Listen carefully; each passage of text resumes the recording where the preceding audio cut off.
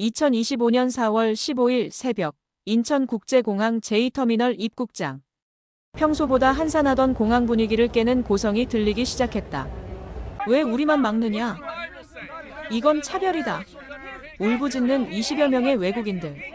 이들은 태국 국적의 입국자들이었고 대부분 관광비자를 소지하고 있었다. 하지만 이들 중 상당수는 과거 불법 체류 전력이 있거나 입국 목적이 불분명한 사례로 판단돼 입국이 거부되었다.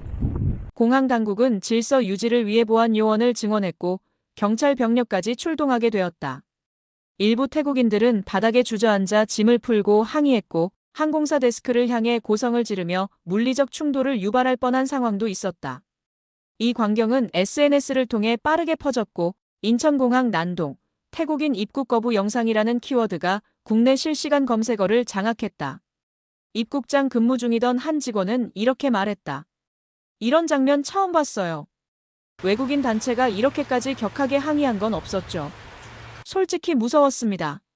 그의 말처럼 이번 사태는 단순한 입국 거부 사건이 아니라 한국의 외국인 정책과 태국의 불법 체류자 문제 그리고 국제사회의 눈까지 얽힌 복합적 외교 이슈로 발전할 조짐을 보이고 있었다. 2024년부터 한국 정부는 외국인 불법 체류자 문제를 국가적 과제로 규정했다. 특히 동남아 국적의 불법 체류자가 급격히 증가하면서 법무부는 3단계 추방작전을 가동하기 시작했다. 1단계는 계도, 2단계는 집중 단속, 그리고 2025년 3월부터 시작된 3단계는 강제 출국 입국 금지 조치다. 태국은 2024년 기준 한국 내 불법 체류 외국인 수 1위 국가였다. 전체 불법 체류자 40만 명 중 약 13만 명이 태국 출신으로 추정되며 이들은 대부분 관광비자를 가장해 단기 입국 후 농촌 공장 마사지 업소 등에서 취업하는 구조였다.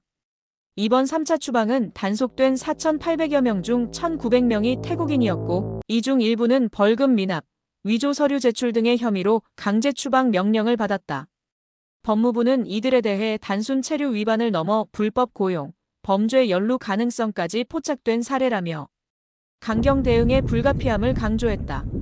이러한 조치에 대해 태국 정부는 공식 항의는 하지 않았지만 자국 내 여론은 들끓었다. 한국이 우리 국민을 쫓아내고 있다는 비판과 함께 한국 제품 불매 운동 움직임까지 번졌다. 그러나 동시에 태국 외교부는 국민이 타국법을 위반한 건 유감이며 송환 절차를 존중한다는 모순된 입장을 취해 한국 입장을 일정 부분 수용하는 모습을 보이기도 했다. 태국은 현재 한국과 FTA 협상 중이며 수교 70주년을 맞아 경제문화 협력을 강조하고 있다. 하지만 이번 사건을 계기로 드러난 태국 정부의 행보는 매우 복잡하다.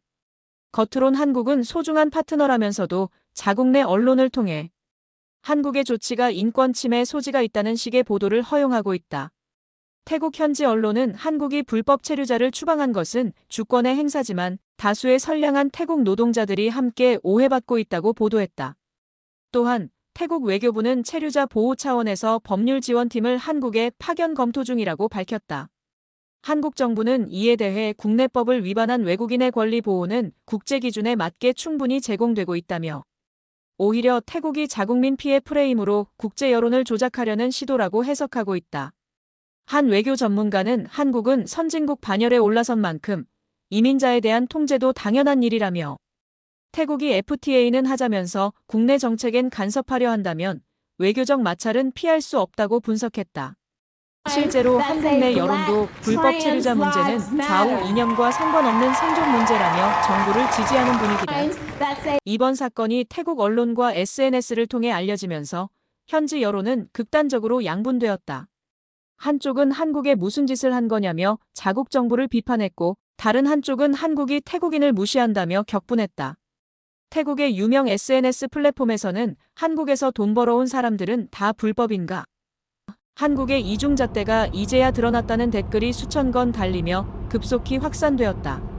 태국 유튜버들 중 일부는 실제 인천공항 영상과 한국 보도자료를 나란히 보여주며 한국이 거짓말을 하고 있다. 한국은 지금 동남아를 무시한다는 자극적인 발언을 내놨고 이는 태국 젊은 층을 중심으로 반한 감정을 부추기는 데 일조했다. 반면 일부 합리적인 네티즌은 한국은 선진국이고 불법 체류에 단호할 수밖에 없다며 태국 내 근본적인 노동시장 개선이 시급하다는 목소리도 있었다. 전문가들은 현재 태국 내부의 갈등 구조는 한국 탓이 아니라 태국 내 일자리 시스템과 불법 브로커 조직이 문제라며 현지에서도 변화가 필요한 시점이라고 강조했다. 이번 추방 사태 이후 태국 내 일부 경제 관료들과 미디어는 삼성과 LG는 언젠가 한국 내 감정이 바뀌면 우리 쪽으로 공장을 옮기지 않겠나라는 기대 섞인 분석을 내놓았다. 하지만 그 기대는 한마디로 헛된 희망이다. 삼성은 베트남 하이퐁과 타이응우엔에 있는 공장에서 전 세계 스마트폰의 60%를 생산하고 있으며 LG 역시 디스플레이와 전자사업부 대부분을 베트남에 집중하고 있다. 이는 이미 2010년대 초반부터 중국을 대체한 전략적 생산기지 이전 정책에 따른 것이며 태국은 한 번도 그 리스트에 포함된 적이 없다. 그 이유는 분명하다. 태국은 불법 인력 브로커 조직이 광범위하게 퍼져 있고 정치적 불안정성과 법규 해석의 자의성 때문에 안정적인 생산체계 구축이 어렵다는 게 업계의 판단이다. 실제로 2023년 태국 방콕 외곽에 있었던 일본계 자동차 부품 공장 3곳이 철수한 것도 현지 인건비 상승 파업 조진 법인세 분쟁 때문이었다. 이후 한국 기업들도 태국 진출을 다시 검토하거나 아예 우회 진출하는 형태로 전략을 변경했다. 따라서 태국 내 일부 여론이 바라는 한국 기업의 이탈로 우리에게 기회가 올 것이라는 전망은 국제 비즈니스 현실을 모르는 낙관론에 불과하다. 게다가 이번 인천공항 난동 영상으로 인해 한국 내 태국 노동자에 대한 이미지도 나빠진 상황에서 이들 기업이 태국으로 진출할 가능성은 더더욱 희박해졌다. 이번 사태는 단순한 한마이너스 태국 간 외교 문제가 아니다. 이는 향후 한국이 어떤 방식의 이민 정책을 선택할 것인가라는 큰 흐름 속에서 반드시 짚어야 할 이슈다.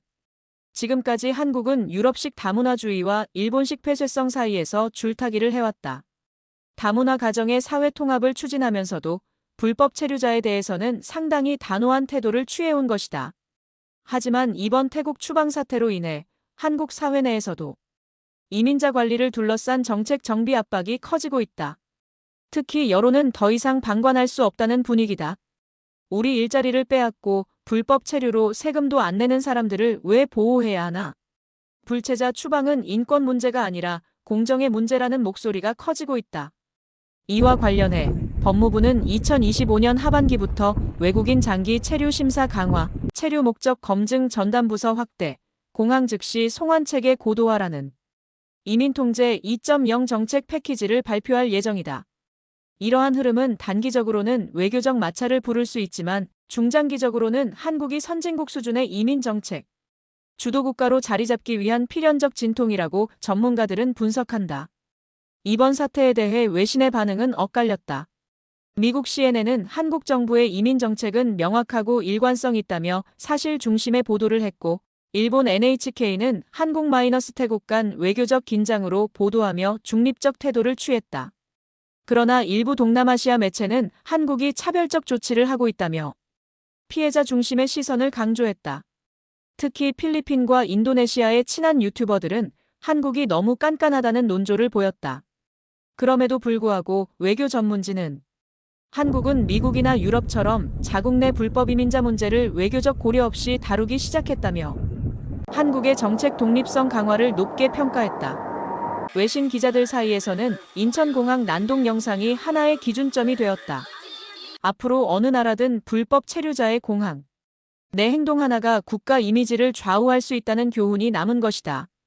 2025년 4월, 한국은 단순히 몇 명의 외국인을 추방한 것이 아니다. 이것은 국가의 질서와 원칙을 지키기 위한 선택이었으며 이민자 사회에 대한 기준을 재정립한 순간이었다.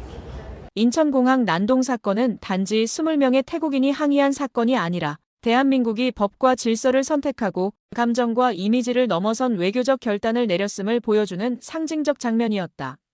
앞으로 한국은 더 많은 이민자와 마주치게 될 것이다. 그중 일부는 합법적으로, 일부는 불법적으로 유입될 것이고 이때마다 국가는 어디까지 허용하고 어디서 선을 그을지 결정해야 한다. 이번 사건은 그 선을 명확히 한 첫 사례로 기록될 것이다. 그리고 대한민국은 이 선택을 통해 단호하되 합리적인 국가, 강경하되 원칙이 있는 선진국이라는 이미지를 스스로 구축해 나가고 있다.